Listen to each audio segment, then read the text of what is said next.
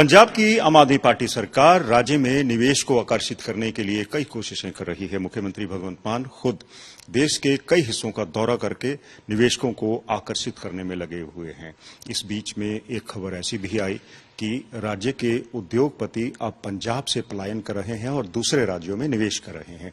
उत्तर प्रदेश एक ऐसा राज्य है जहां पर जैसा कि क्लेम किया जा रहा है 10,000 करोड़ रुपए की इन्वेस्टमेंट पंजाब की तरफ से की जानी है, ऐसे प्रस्ताव उत्तर प्रदेश सरकार को मिले हैं। आखिर पंजाब से बाहर इन्वेस्टमेंट क्यों जा रही है, क्या कारण है? क्या पंजाब के जो उद्योगपति हैं वो राज्य की कारगुजारी से सहमत नहीं हैं, खुश नहीं हैं, या फिर कोई और कारण है? जानने के लिए इस वक्त हमारे साथ मौजूद हैं United cycle and parts manufacturers association के अध्यक्ष डीएस चावला।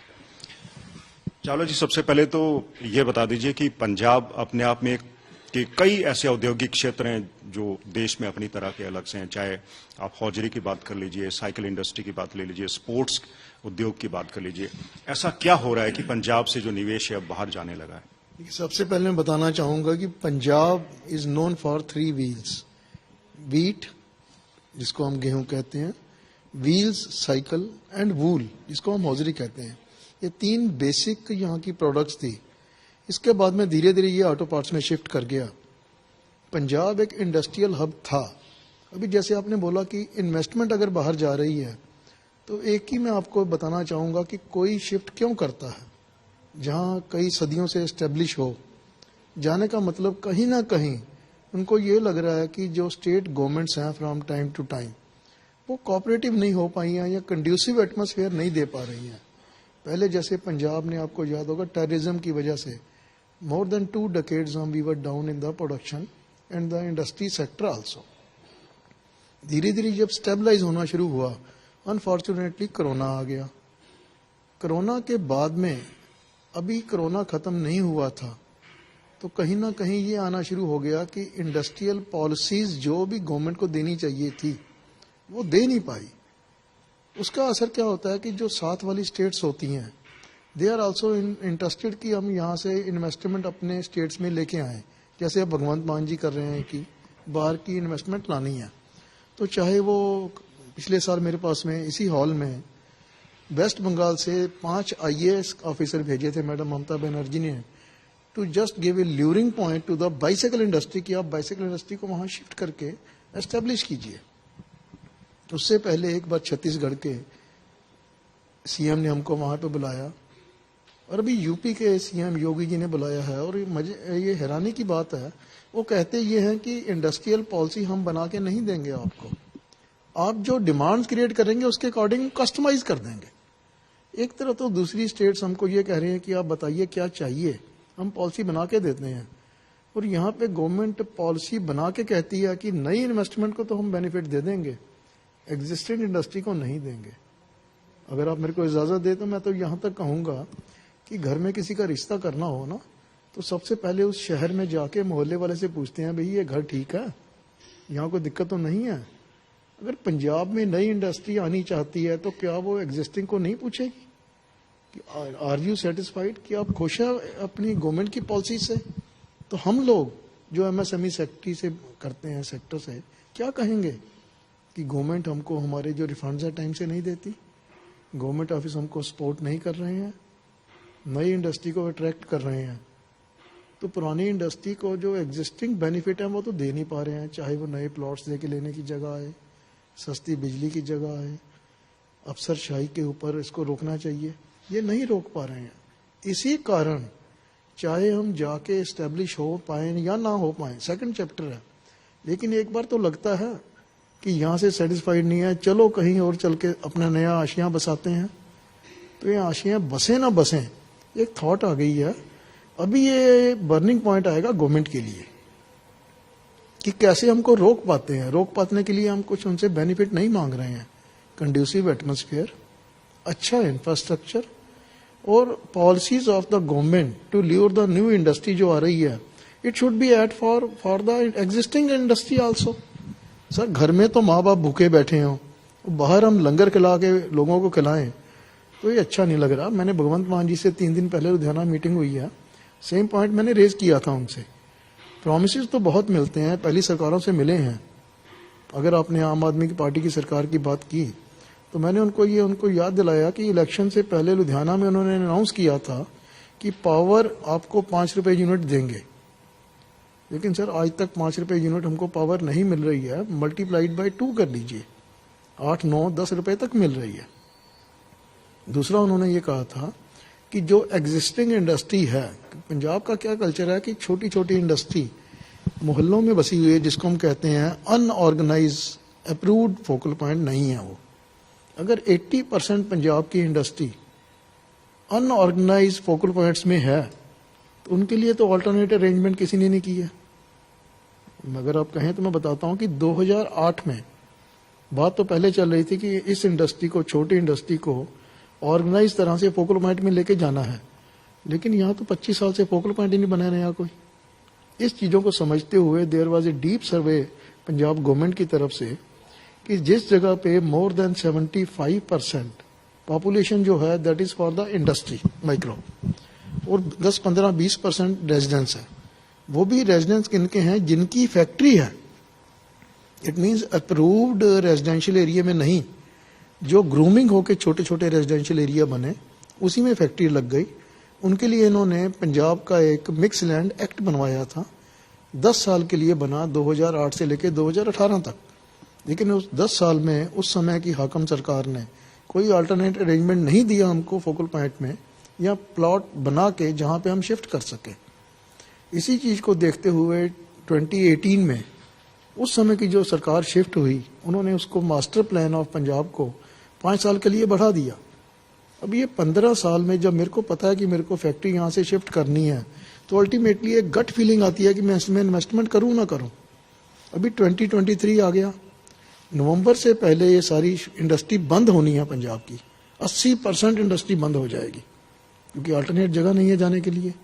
भगवंत मान जी से जब ये क्वेश्चन किया मैंने, उससे पहले FM मिस्टर चीमा से मिले थे। प्रॉमिस तो ये किया गया कि आपकी इंडस्ट्री को बाहर नहीं जाने देंगे, लेकिन देयर इज नो नोटिफिकेशन। आज मेरी एक छोटी इंडस्ट्री 50 गज की भी है, 200 गज की भी है, 500 गज की भी है, कहां जाएगी वो? अगर आप कहते हैं GDP ग्रोथ MSME सेक्टर दे रहा है, एम्प्लॉयमेंट MSME सेक्टर दे रहा है, एक्सपोर्ट्स में मेरा शेयर सबसे ज्यादा आ रहा है, तो सबसे ज्यादा सब कुछ होने के बाद में निगलेक्टेड भी मैं ही MSME सेक्टर ही हूं। तो बड़ी अच्छी बात है ना कि सब जगह बढ़ रहे हैं। तो गवर्नमेंट आती हैं, वोट लेके जाती हैं, प्रॉमिस देके जाती हैं। सरकार कोई भी हो, हमारे तो दोनों हाथों में प्रॉमिस ही होते हैं जी। जब वोट का समय आता है तो वोट ले जाते हैं। अभी मेरी रिक्वेस्ट ये है कि अगर आप इन रियल सेंस पंजाब को ग्रोथ चाहते हैं तो we don't any monetary benefit. आप मेरे को क्या दें, अच्छा इंफ्रास्ट्रक्चर दे दीजिए ताकि बाहर आए उसको ट्रैवलिंग टाइम कम मिले। इंस्पेक्टरी राज खत्म कर दीजिए, किताबों में खत्म हो गया। लेकिन आज भी जो रिश्वत है, मैं चैनल पे कहना चाहूंगा कि आज भी रिश्वत का रेट बढ़ गया है। काउंटर पे नहीं, अब काउंटर के नीचे से या दूसरे गेट से जाती है। तो क्या पंजाब में ये चीजें आप बर्दाश्त करते हैं? मैं समझता हूं कि ब्यूरोक्रेसी जो है it is more stronger than the wish of the MSME sector. Punjab की ग्रोथ तब तक नहीं हो पाएगी जब तक पॉलिटिकल विल नहीं होगी। तो मान साहब ये कर देंगे तो इंडस्ट्री, नहीं तो आज यूपी में जैसे आपने बोला है, तो मैं ओपनली कहना चाहता हूं यस, इंडस्ट्री क्यों जाना चाहती है? कौन अपनी बेस को छोड़ के जाना चाहता है? इसीलिए यहाँ पे हमको लग रहा है कि फ्यूचर सिक्योर नहीं है। उसका एक बड़ा और कारण है कि पंजाब में कभी भी सेंटर और पंजाब की सरकार एक नहीं हुई। पॉलिटिशियन को मौका मिल जाता है ये कहने का कि सेंटर सपोर्ट नहीं कर रही। सेंटर कहता है कि जो स्टेट की गवर्नमेंट है हम तो फंड भेजते हैं, आपको नहीं मिलते हैं। तो पब्लिक क्या करेगी इसमें, इंडस्ट्री क्या करेगी? आपने फोकल पॉइंट्स की बात की, आपने इंफ्रास्ट्रक्चर की बात की, कुछ और बुनियादी सुविधाएं भी हैं जिनकी दरकार आपको है। और दूसरी बड़ी समस्या पंजाब में जो फिनिश गुड्स हैं उनको बाहर भेजने की है। जैसे ट्रांसपोर्ट जो यूनियंस थी उनको एक बार फिर से बहाल कर दिया गया। हमने सबसे बड़ा साइड इफेक्ट पड़ोसी राज्य हिमाचल में देखा, जहां पर जो ट्रांसपोर्टर यूनियन है उसकी वजह से 2 बड़े सीमेंट के कारखाने बंद हो गए। क्या पंजाब में भी इस तरह की कोई समस्या है? देखिए, सबसे पहले तो यह है कि पंजाब लैंडलॉक स्टेट है। मेरे पास में कोई पोर्ट नहीं है, कोई एयरपोर्ट भी नहीं है। पंजाब में रॉ मटेरियल भी नहीं है कोई भी। पंजाब की इंडस्ट्री क्यों ग्रो हुई मैं बताना चाहूँगा कि that was a पंजाबियत and Punjabi की विल थी जिसकी वजह से यहाँ पे इंडस्ट्री इस्टेब्लिश हुई। माइग्रेटेड मेरे भाई बाहर से आके यहाँ पे जॉब लेते थे, रॉ मटेरियल बाहर से आता था, इवन कोल से बाहर से आना है, स्टील बाहर से आना है, केमिकल बाहर से आने हैं। और मजे की बात यह है कि पंजाब में जो लोकल इंडस्ट्री की कंजम्पशन है प्रोडक्शन की, लेट इज लेस देन 2%। 98% मेरा रॉ मटेरियल पंजाब से बाहर जाता है, चाहे एक्सपोर्ट हो चाहे डोमेस्टिक में है। पोर्ट से दूर होने की वजह से एक तो पहले इनवर्ड हमारा स्टील जो है महंगा हो जाता है। पहले हमको स्टील का फ्रेट बेनिफिट मिलता था। इट मीन्स कि फ्रेट इक्विटी वाज कॉल्ड कि जितने भी इंडिया में स्टील के प्राइसेस हैं, जितनी मर्जी ट्रैवलिंग हो, सबको एक ही रेट पे मिलता था। फ्रेट इक्वलाइजेशन खत्म कर दिया, रॉ मटेरियल महंगे हो गए। इसी तरह ट्रांसपोर्ट पे माल बन के जब वापस जाता है तो आपकी कॉस्ट बढ़ गई है आपकी। अभी जो रिसेंटली आपने बात की है यूनियन की, पंजाब में इफेक्ट यह है कि पिछली गवर्नमेंट तक तो अभी यूनियन नहीं थी। अभी यूनियन जब इलेक्शन से थोड़ी पहले रिवाइव भी कर दी गई तो उनकी आयरनी ये है, वो कहते हैं जी कि अगर आपने मटेरियल लिफ्टिंग करवानी है तो लोकल यूनियन से करवाइए जिसका रेट ऑलरेडी 3 टाइम्स हो जाता है, some time it is 4%, 4 times. तो कौन आदमी है कि 1,000 रुपए की गाड़ी मेरे को लुधियाना से मिल रही है, यूनियन कहती है हम आपसे 3,000 रुपए में गाड़ी उठाएंगे, और उठाएंगे भी हम, बाहर से आप ला नहीं सकते। जो गाड़ी बाहर से जाएगी उसको डंडा पेल देते हैं वो। तो सरकार क्या कर रही है? इसका मतलब धीरे धीरे पॉलिटिकल तो क्रंच आएगा, लेकिन जो अफसरशाही के साथ में धक्का हो रहा है इंडस्ट्री के साथ में, तो ट्रांसपोर्टर मेरे भाई हैं, मैं उनके अगेंस्ट नहीं हूं, लेकिन यूनियन बनाइए, कोई दिक्कत नहीं है। एट पार खेलिए ना गेम। अगर मेरे को उससे 2 किलोमीटर दूर जाके 1,000 में गाड़ी मिल रही है तो आप उसको 900 को दीजिए, मैं आपसे लूंगा 950 दीजिए, मैक्सिमम 1,000 रुपये ले लीजिए मेरे से। तो गवर्नमेंट इसमें या तो उनको सपोर्ट कर रही है या उनकी पावर से डरती है। तो छोटी इंडस्ट्री के पास में पावर नहीं है, लेकिन विल पावर है काम करने की, पॉलिटिकल पावर भी नहीं है, मनी पावर भी नहीं है, पैसा नहीं दे सकते। हम एम्प्लॉयमेंट दे सकते हैं जो आपको दे रहा हूँ। पंजाब में जो ज्यादातर उद्योग हैं वो अनऑर्गेनाइज सेक्टर में आते हैं, कहा उनकी अपनी दिक्कतें हैं। मैं आपसे जानना चाहूंगा कि पंजाब में पिछले 3-4 दशकों की अगर बात करें औद्योगिक प्रगति की, तरक्की की, तो पंजाब में किस तरह हुआ, कितने % डेवलपमेंट हुई है? पंजाब का अगर मैं साइकिल इंडस्ट्री आपको बताऊं, क्योंकि साइकिल इंडस्ट्री में बैठे हैं हम, 2001 में मैं 2 आंकड़े देने चाहूंगा, कैलकुलेशन आप खुद कर लेना, कि 2001 में इंडिया की बाईसाइकिल प्रोडक्शन थी 13.1 मिलियन, 1,31,00,000 साइकिल हम बनाते थे। चाइना नंबर 1 है वर्ल्ड में बाईसाइकिल में, वी आर नंबर 2। और चाइना उस समय 55 मिलियन, 5.5 करोड़ साइकिल बनाता था। We were almost near to 1/4 of the production of China. आज 20-22 साल बाद हमारी 13.1 मिलियन, 1,31,00,000 साइकिल से लेके प्रोडक्शन हमारी हो गई है अराउंड 20 और 21 मिलियन। मैं 2 करोड़ साइकिल बनाता हूँ, देखने में बड़ा अच्छा लग रहा है, लेकिन चाइना 200 मिलियन, 20 करोड़ साइकिल बनाता है सर। चाइना ने अपनी प्रोडक्शन 4 टाइम्स कर ली, तो मैं चाइना का 1/10 रह गया हूँ प्रोडक्शन में। दिस इज वन फिगर, इसके आप बता सकते हैं कि ग्रोथ क्यों नहीं हो रही। क्योंकि कोई भी स्टेट या सेंट्रल गवर्नमेंट जो है स्कीम्स तो बड़ी अच्छी देती हैं, जैसे हमने MSME स्कीम दे दी। अभी मैडम सीतारमन जी ने बजट में बोला है कि छोटी इंडस्ट्री हमारी बैकबोन है इकोनॉमी की, एम्प्लॉयमेंट सबसे ज़्यादा ये देती है, GDP ग्रोथ में इनका बड़ा हिस्सा है, एक्सपोर्ट में बड़ा शेयर होता है MSME का। और कहने को तो 2 लाख करोड़ रुपए उन्होंने दे दिया कि आपको collateral free security bank loan देगा। तो मैं सीतारमन जी आपके मार्फत से चैनल से पूछना चाहूँगा कि मेरी पॉपुलेशन MSME में, जिसको आप माइक्रो, स्मॉल और मीडियम कहते हैं, माइक्रो और स्मॉल की पॉपुलेशन 98% से ज़्यादा है। अगर मैं खाली माइक्रो पूछूं तो 90% से ज़्यादा माइक्रो ही है मेरी, जिसकी प्लांट एंड मशीनरी की लिमिट 1 करोड़ रुपए है। अगर मैं स्मॉल में जाता हूं तो मेरी प्लांट एंड मशीनरी 10 करोड़ हो गई। और इसी में आपने सेक्टर मिला दिया है मीडियम का, जिसकी प्लांट एंड मशीनरी की टर्न लिमिट जो है 50 करोड़ है। तो आप समझिए कि 1 करोड़ तो अपर लिमिट है माइक्रो की, उसमें 10 लाख वाले भी हैं, 5 लाख वाले भी हैं, 20 लाख वाले भी हैं, 50 लाख वाले भी हैं। क्या 10-20 लाख की इन्वेस्टमेंट या 50 लाख के इन्वेस्टमेंट वाला 50 करोड़ से compete कर पाएगा? और आपने बोल दिया कि 50 करोड़ की plant and machinery subject to maximum cap of sale after 250 CR। साहब 250 करोड़ की जो टर्नओवर कर रहा है वो एक छोटा सा लघु उद्योग जो लगा के बैठा है उससे कैसे compete करेगा? वो पॉलिसी एक है। अभी आपने जो फंडिंग के लिए बैंकों को दे दिया, FIs क्या करते हैं कि माइक्रो और स्मॉल जिसकी बैलेंस शीट अकाउंट्स वाला बनाता है, जो हफ्ते में एक दिन आता है या 15 दिन में एक दिन आता है, मालिक को तो पता ही नहीं कि बैलेंस शीट बनती कैसे है। बैंक उसको कहता है जी आपकी रेटिंग डाउन है, जी क्रेडिट रेटिंग नहीं है, आपको इंटरेस्ट ज़्यादा लगेगा। जब कोलैटरल फी देने की बात आती है तो बैंक प्रेफर करते हैं कि आपका हमने सिक्योरिटी लेनी है। अगर मेरे पास में ज़मीन हो, अगर मेरे पास फैक्ट्री का प्लॉट हो, तो मैं बैंक से लोन लेके माइक्रो थोड़ी बैठूंगा उसमें। और ये रिफ्यूज़ करते हैं on the pre text of कि आपका इसमें बैलेंस शीट में ये कमी है, ये कमी है। बेचारा 10 दिन जाता है, वापस आ जाता है। उसकी जगह पे जो आपका मीडियम स्केल है, he is eating the line share of the loan. बड़े बड़े लोन तो वो लेके चले जाते हैं। और मैं तो यहाँ तक कहना चाहूँगा कि जो बड़े कॉरपोरेट यूनिट हैं उन्होंने क्या किया, अपने यूनिट का एक एंसिलरी बना दी छोटी, जैसे 600 करोड़ या 500 करोड़ की टर्नओवर है, उसको बाइफरकेट 2 में 3 में कर दिया। अब जो 3 में बाइफरकेट कर दिया तो कंपीट है तो कॉरपोरेट और किल कर रहा है माइक्रो को। अगर माइक्रो किल हो गई तो ना मीडियम बचेगा ना लार्ज बचेगी, कि माइक्रो की प्रोडक्शन कॉस्ट बहुत कम होती है। वो खुद भी मशीन चलाता है, 2-4-5 लोगों को रोजगार देता है। अगर आपने नई इन्वेस्टमेंट, जब भगवंत मान जी कह रहे हैं, मैं उस दिन बोला भी था, भगवंत मान जी नई इंडस्ट्री ने आपको 500 करोड़ की या 1000 करोड़ की इन्वेस्टमेंट दे दी एक बार आके, एम्प्लॉयमेंट कितनी देंगे? 1000-2000 आदमी की। अगर वही 2000 करोड़ या 1000 करोड़ की आप माइक्रो यूनिट लगा दो पंजाब में ब्लेंडिंग करके, तो आपको एम्प्लॉयमेंट कितनी मिलेगी? आपको 3000 की बजाय वो 3 लाख एम्प्लॉयमेंट दे देंगे वो आपको। वो ज़्यादा अच्छा है कि नहीं? सो एक काम कीजिए, नई इन्वेस्टमेंट लाइए, वी वेलकम दैम।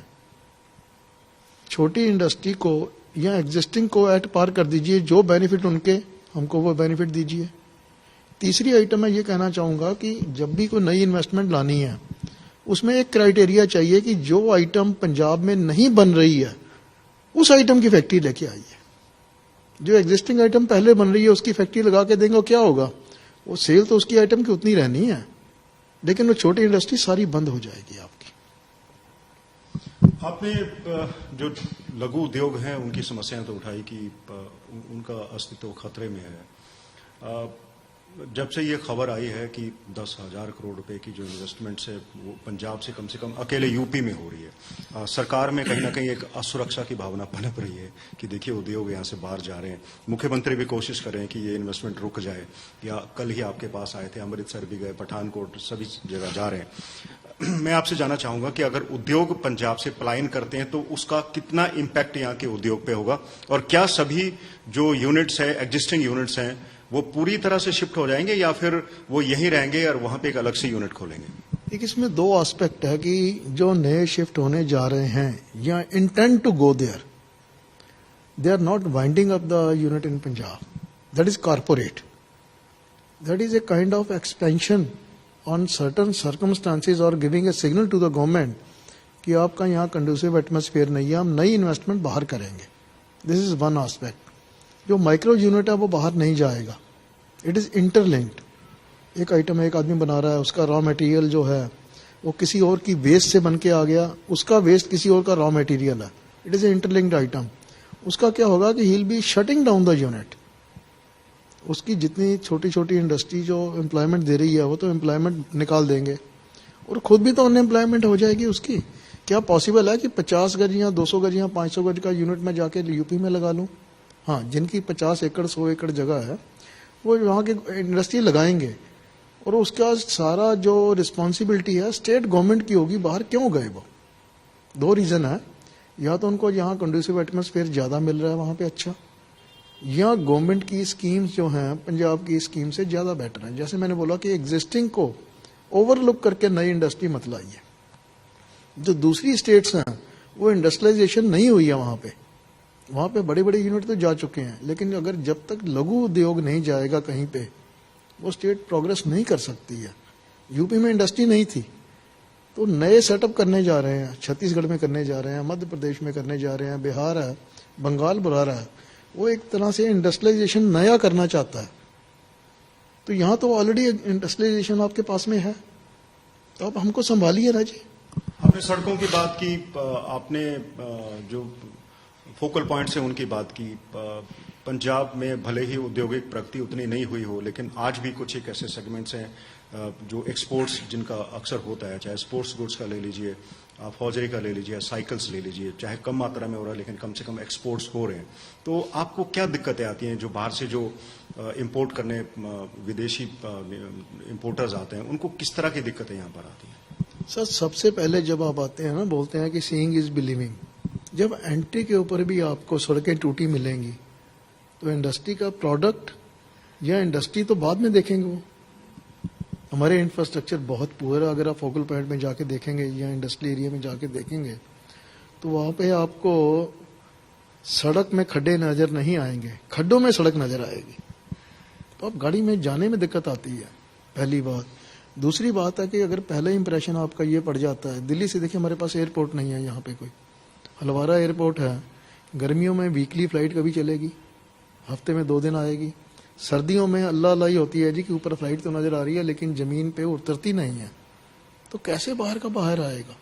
अगर मैं फॉरेन कंट्री को यहाँ बाहर लाऊंगा तो पॉसिबल है कि वो लुधियाना में लैंड करके बिना वापस दिल्ली चला जाए जाके, या चंडीगढ़ लैंड कर जाए। अगर चंडीगढ़ लैंड करेगा 2 घंटे का ड्राइव यहाँ से मिलेगी, अमृतसर से आएगा 3-4 घंटे की ड्राइव मिलेगी। कनेक्टिविटी चंडीगढ़ में इतनी अच्छी नहीं है, फॉरेन बाहर का तो कोई चांस ही नहीं। वर्डे से अगर मजबूरी में कोई सामान यहाँ से लेना पड़ गया उसको, तो they call the manufacturer to Delhi. Connectivity चाहिए अच्छी हमारी, air connectivity and rail connectivity and roads. इसके बाद में सबसे बड़ी जो जरूरत आती है कि मेरा तो मजबूरी है, मैंने माल बायर को बेचना है, लेकिन the international buyer has got many options to buy from the other countries. Buy is interested in buying in India और moreover exactly in Punjab. अगर बाइसाइकिल पार्ट्स की मैं बात करता हूँ तो वो 10 लाख लोगों को हम रोजगार दे रहे हैं। 25 लाख परिवार मेरी फैमिली में है जो बाइसाइकिल इंडस्ट्री से जुड़े हैं। अगर मैं वोटर की बात करूं टोटल, तो शायद 1.5 करोड़ इंडिया का वोटर या उनके प्रोस्पेक्टिव वोटर जो है फैमिली के, अगर एक फैमिली में 5 बंदे भी लेके चलता हूं तो 1.5 करोड़ आदमी हो जाता है मेरा। चाहे मेरा पंचर लगाने वाला भाई है, मशीन चलाने वाला भाई है, ट्रांसपोर्टेशन वाला भाई है, या साइकिल बेचने वाला भाई है, उनका सबका खाना तो साइकिल इंडस्ट्री से आ रहा है। अगर ये माइक्रो इंडस्ट्री पंजाब की बंद हो गई, मेरी साइकिल की या हौजरी की बंद हो गई, तो क्या होगा? 10,000 यूनिट हौजरी का है, 6,000 यूनिट साइकिल इंडस्ट्री का है, 16,000 इंडस्ट्री क्या पंजाब बियर कर सकती है? जैसे आपने पूछा कि ग्रोथ, मैं 10 साल की एक फिगर देना चाहूंगा। 10 साल में पंजाब में एसपी कनेक्शन जो हैं सिर्फ 1% बढ़े हैं, और जो मीडियम सप्लाई है वो 1.19% बढ़े हैं 10 साल में। इसमें कितने हजारों बंद हो गए, हजारों नए आए, इसका मतलब ग्रोथ नहीं है। सर आपके मेरी जो रुपये की डिवैल्यूएशन होती है, if I am not wrong 7% हम कहते हैं साल में रुपया डिवैल्यू हो जाता है, 10 साल में 70%। तो ग्रोथ तो 1% की है, परसेंटेज तो हुई नहीं, ये नेगेटिव ग्रोथ है। ये वो लोग हैं जो किसी भी एज में यहाँ से और कोई काम करने के लायक नहीं है, मजबूरी में अपने फैक्ट्री चला रहे हैं।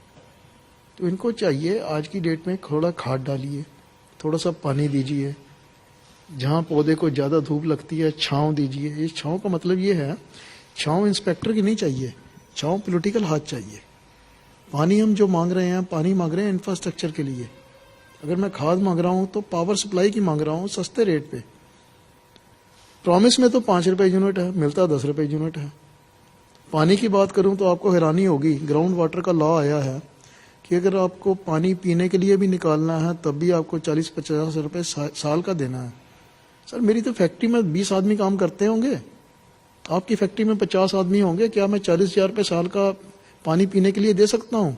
क्यों देना पड़ा पानी? कि ग्राउंड वाटर जहाँ पे फैक्ट्री लग रही है, आई जोन भी आपने दे दिए, वहाँ पे कारपोरेशन का पानी नहीं है। ये तो पानी कारपोरेशन ने देना है मेरे को, रोड कारपोरेशन ने देनी है। जहां पानी जाता वो इतना गंदा है कि पीने लायक नहीं है। तो पीने के लिए डेली आपको साफ सफाई के लिए पानी चाहिए, तो कहां से लाऊं पानी? मैं टैंकर खड़ा कर सकता हूं? तो बेसिक अमेनिटीज आप नहीं दे रहे हैं। एक बारी आपने फोकल पॉइंट बना दिए, मेंटेन आपने करने हैं। टैक्स हम देते हैं, रेवेन्यू हम कमा के देते हैं। इंफ्रास्ट्रक्चर बनाना एक बात, वो भी नहीं बना। जैसे मैंने बोला कि मिक्स लैंड इंडस्ट्री का आज सारी इंडस्ट्री बंद होने का कगार पे है। तो मेंटेन तो बड़ी दूर की बात है। कृपया पहले इंफ्रास्ट्रक्चर बनाइए, फिर मेंटेन कीजिए। आपके हाईवेज तो टूट नहीं रहे हैं। गडकरी साहब बड़ा अच्छा काम कर रहे हैं। आप कहते हैं कि पहले जो आपकी रेल लाइन थी, मैं एक दिन टीवी देख रहा था आपका, आपके चैनल पे, कि 4 किलोमीटर डेली बनती थी, अब 24 किलोमीटर बन रही है। कहते थे पहले हमारी जो रोड बनती थी 10 किलोमीटर बनती है, हम जाके 40 किलोमीटर रोज बना रहे हैं। गडकरी साहब थोड़ा सा ख्याल इंडस्ट्री पे भी कीजिए। इंडस्ट्री की रोड ठीक होंगी तो हमारी गाड़ियां आराम से जा सकेंगी, ट्रांसपोर्टेशन कॉस्ट कम होगी, बाहर का बायर अट्रैक्ट होगा।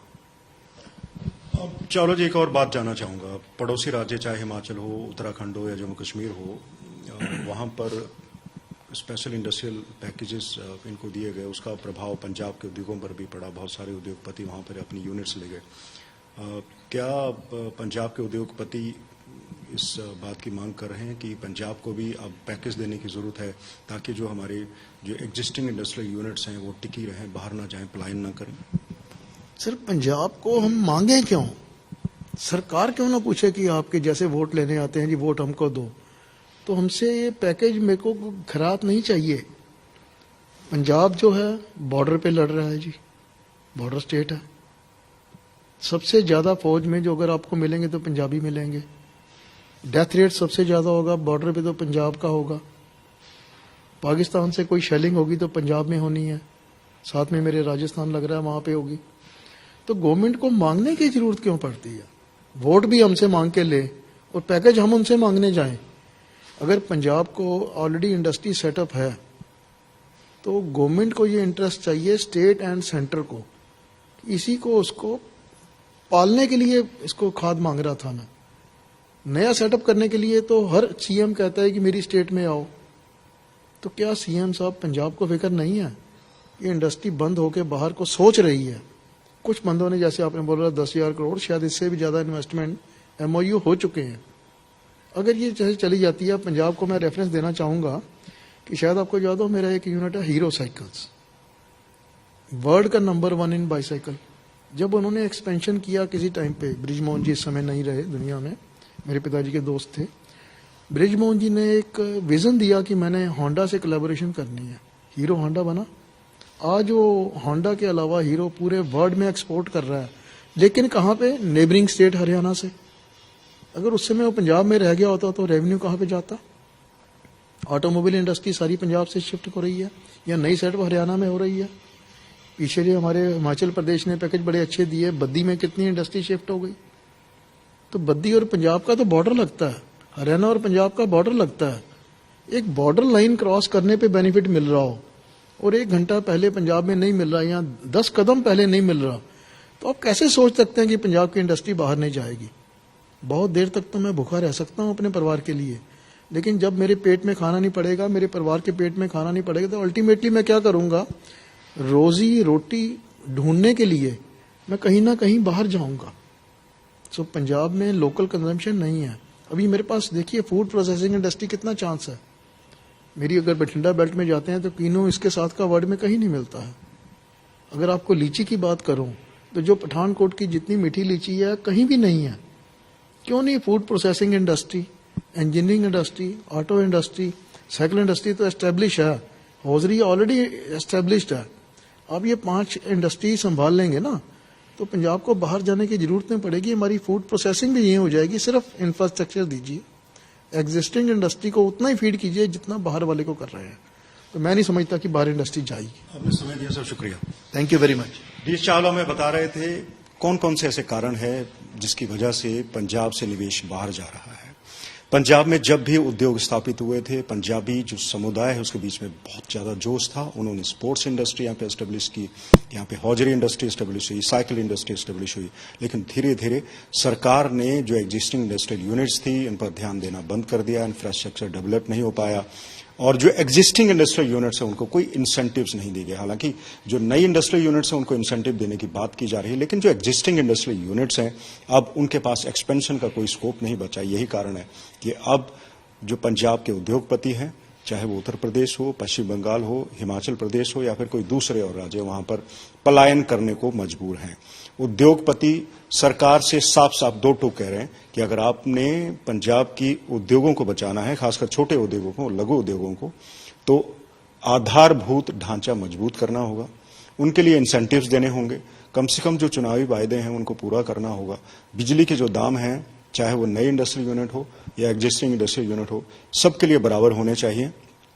उद्योगपतियों की तकलीफों को भी समझने की जरूरत है। उद्योगपति अपनी तरफ से मेहनत कर रहे हैं, लेकिन धीरे धीरे पंजाब का जो औद्योगिक विकास है वो ठहर सा गया है। जैसा कि चावला जी हमें बता रहे थे कि पिछले 10 सालों में सिर्फ 4% डेवलपमेंट हुई है, तरक्की ठहर गई है, रुक गई है। जरूरत है कि पंजाब की जो सरकार है वो उद्योगों की तरफ ध्यान दे, उद्योगपतियों की तकलीफों की तरफ ध्यान दे, ताकि निवेश पंजाब से बाहर ना जाए।